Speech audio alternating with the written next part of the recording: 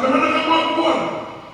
Dan Tuhan sudah buang kita di tanah Papua ini dengan visi yang luar biasa. Sebenarnya bagi tubuh Kristus, visi yang luar biasa ini harus ditangkap, harus direspon.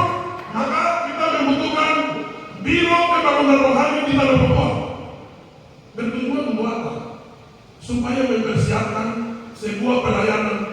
Ada visi-visi asing dari luar Pulau Papua yang mereka bisa datang membagi di seluruh kota untuk orang dengar. Bahkan kalau saudara pernah perhatikan ada baliho di kota-kota yang ditulis mempelai perempuan, tema itu. Juga ada lagi baliho tentang tubuh Kristus, visi tubuh Kristus. Ini mereka datang tanpa artinya pemahaman yang seperti tubuh Kristus yang kita pahami tadi. Sehingga kita butuh orang-orang yang harus mendekat sebuah pelayanan jabatan roh. Saya tidak bicara jabatan lain, tapi khusus jabatan penginjil. Ini adalah satu aset pekerjaan Tuhan, kekayaan Tuhan di tubuh Kristus yang harus mendapatkan perhatian penuh dari seluruh serbagian khusus supaya mempersiapkan ini. Kenapa? Contoh Yahukimo, ya saya mau kontak dengan adik Simon Mabel di sana. Contoh Yahukimo, selain mereka ada di Yahukimo, perlu ada kebangunan rohani di kota supaya visi ini dipaparkan, kebenaran Allah ini disampaikan, dijadikan, lalu menjadi sebuah catatan perhatian, lalu ada seminar-seminar yang jabatan guru mengajar, sehingga ketika pekerjaan Tuhan dibangun tidak ada pertanyaan. Karena kebenaran yang jelas bagi satu kota. Nah, khusus di daerah-daerah baru, ini kita sangat membutuhkan tangan para Serubabel untuk membackup pelayanan jabatan roh, khusus penginjilan. Ya. Dari kandungan Nenek Susana melahirkan 3 tokoh besar. Tepuk tangan bagi Tuhan Yesus. 3 tokoh besar. 1, ayat menerima paket makanan, menu makan seperti Yusuf untuk menghilangkan makanan di atas tanah Papua, dan hari ini orang makan sampai lupa Tuhan. Menerima paket otonomi khusus lahir dari kandungan otonomi khusus. Menerjemahkan kepentingan Tuhan bagi orang Papua supaya orang Papua lapar di atas tanahnya sendiri. Maka orang mulai membagi tanah Papua habis dan makanan diatur di meja menjadi hidangan yang hari ini lesat-lesat dan dimakan habis sampai orang berubah Tuhan. Kandungan yang sama melahirkan visi tubuh Kristus.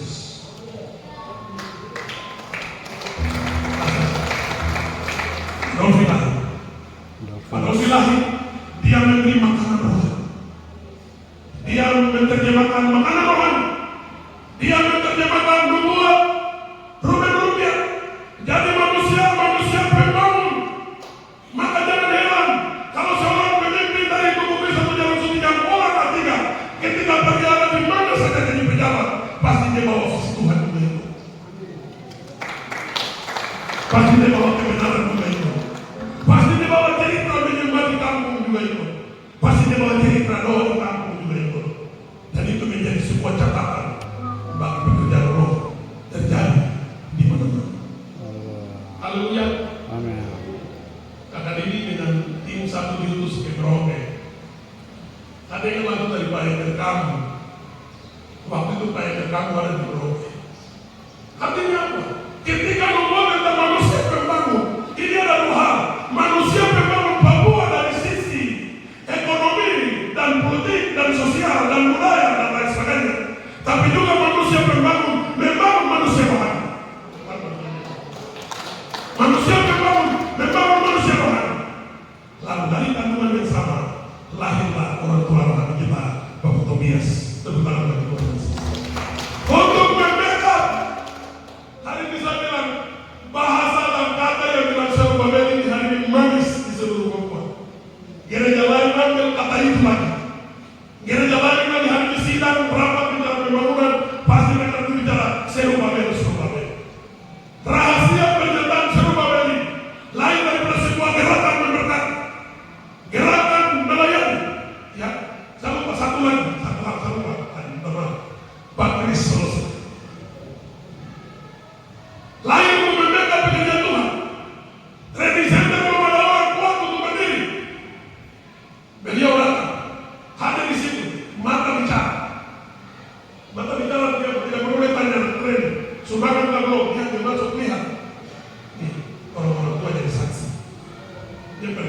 di bawah Anda.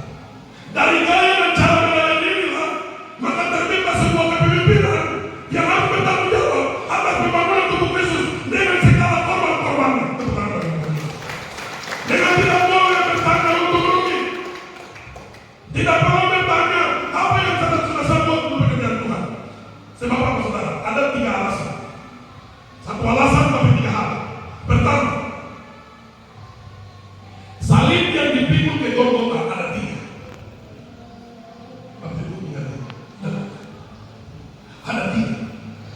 Supaya kita campur aduk pekerjaan Tuhan dan korban-korban kita.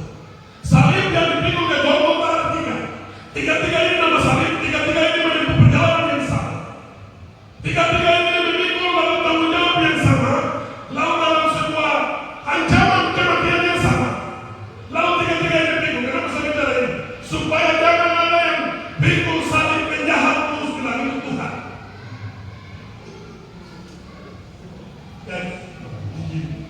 Jangan kita pikul salib yang di kiri, kita bilang ini Tuhan. Harus kita fokus pada salib Kristus. Kemuliaan Tuhan yang terjadi di dunia. Karena ada 2 orang juga yang mendampingi salib yang sama. Kenapa saudara? Karena ada banyak hal di luar sana, kepentingan di luar sana yang kita bawa masuk di pekerjaan Tuhan, lalu kita putuskan, tapi itu bukan salib Kristus. Haleluya. Salib Kristus berhubungan dengan keselamatan jiwa-jiwa yang ada di tempat kita berada dan kita berada. Kebahagiaan seorang penginjil adalah memberi makan kepada jiwa-jiwa yang lapar dan haus akan benar. Saudara silakan proses ibu-ibu. Ketika ibu-ibu duduk di antara sekian banyak anak, waktu mereka kecil-kecil, dia akan tawarkan makan di mulut anak-anak. Dia sangat bangga kalau anak itu cepat ibu itu dia sayang banget. Tapi kalau seseorang masuk makanan sudah enak, ibu dia sudah lelah, dibikin dengan setengah mati, anak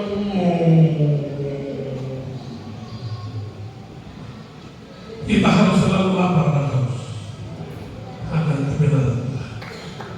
Kita harus selalu membuka mulut kita menerima kebenaran-kebenaran Tuhan. Karena itu akan berhubungan dengan pertumbuhan hidup kita. Haleluya. Tapi kemuliaan bagi Tuhan Yesus. 2000 tahun sama Bapa, 2000 tahun sama Allah, lalu 2000 tahun sama Roh Kudus. Lalu 2000 tahun sama Roh Kudus itu sudah final di tahun 2000 menurut peta sama. Menurut kalender peta sama yang dihitung oleh para teolog-teolog dan juga orang-orang yang diurapi Tuhan, mereka mengatakan bahwa sudah selesai di tahun 2000. Tapi saya pernah berkhotbah dan Roh Kudus bicara bahwa orang harus menghitung tahun 1 tentang pekerjaan roh itu dimulai dari pencurahan Roh Kudus di Yerusalem. Dan kalau dimulai dari pencurahan Roh Kudus berarti 2030, karena Yesus naik ke surga pada usia 33 tahun. Saya usah sampai ke arah sini. Lalu ketika hamba Tuhan ini bicara bahwa waktu kasih karunia Tuhan ini sudah mendekat ambang batas. Kenapa? Karena di zaman Yesus itu sudah bicara tentang akhir zaman. Tapi di saat hari ini kita akan akhir dari akhir zaman sudah ada di ambang batas. Lalu mereka 3 sepakat bicara. Apa bicara lalu pernyataan mereka dirampungkan. Mereka sampaikan berakhirnya masa kasih karunia itu tahun 2033. Kita proses ke wahyu. Orang jahat akan bertambah jahat, orang baik akan bertambah baik, orang benar bertambah benar. Terus kenapa?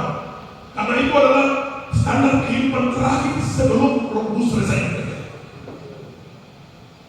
Jadi setelah Roh Kudus selesai bekerja, orang akan tinggal di gaya hidup itu semua. Yang berdosa menjadi baik dan benar tidak bisa.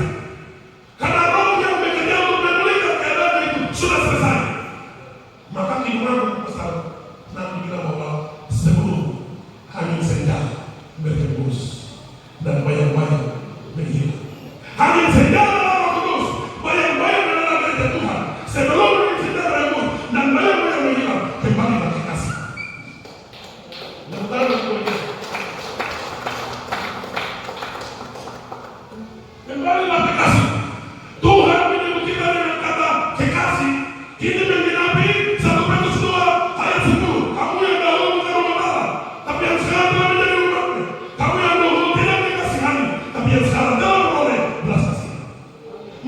Yesus menyebut kita dengan kata kekasih. Bapak Ibu, kekasih adalah pribadi yang bisa mengakses apa saja dari kekasih. Hanya kekasih. Bahkan Delila ketika merengek-rengek kepada Simpson, dia bilang, apa? Kau bicara. Masa kau bicara teka-teki baru? Kau teratas tahu saya. Padahal Simpson simpan mati. Simpson sembunyi mati. Dan sebentar lagi dia sudah harus menghadap orang-orang Palestina untuk mendengar apa mereka mampu mengungkap rahasia tentang teka-teki. Teka-teki ini juga Simpson ambil dari sebuah singa yang dibunuh dengan tangannya sendiri. Ketika singa itu sudah mati lalu menjadi rangka, waktu Simpson lewat di tempat itu, dia menemukan ada lebar di dalam singa itu. Sarangnya lalu ada apa itu madu yang begitu manis, dia ambil madu. Jadi itulah kesaksian yang saya sampaikan sekaligus saya pamit. Ya. Terpujilah Kau Yesus Kristus Tuhan, terima kasih kami doakan.